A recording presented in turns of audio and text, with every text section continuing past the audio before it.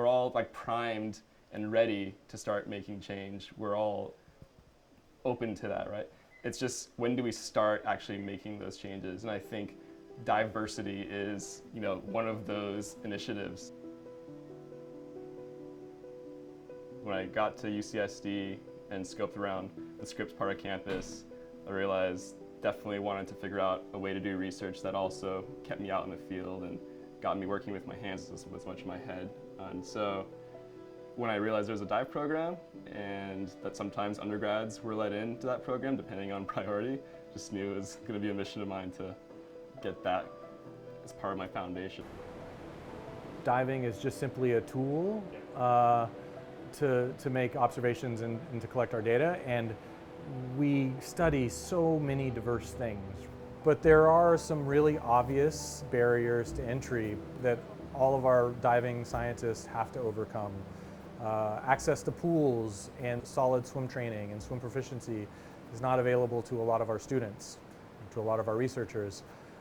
Diving courses and diving equipment is expensive, and there's a burden of entry in that space as well.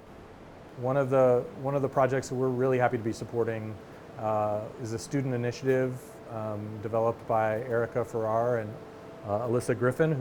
My role within the diversity program is I'm a co-founder. We've worked rather intimately with both Christian McDonald and Kiara Ozing from the Scripps Office for Equity, Diversity, and Inclusion to get this program off the ground, working with people all over the Scripps administration to generate the funding necessary, and also collaborating and working with students and divers of color who are already in the program.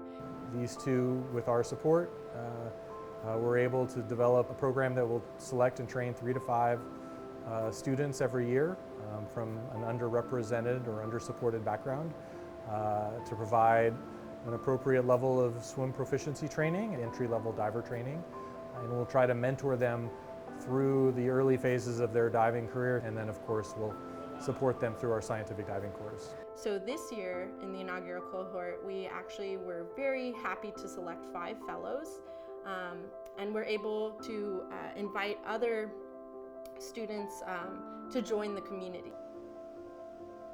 I think some of my favorite dives have definitely been like off the Channel Islands, and the kelp forest there, at least relatively, feels a lot more pristine. You realize you have to look up on these kelp forest dives and kind of watch what the canopy's doing, and that's when you just kind of enjoy and realize this is awesome that we can go down here and still keep breathing and do our science.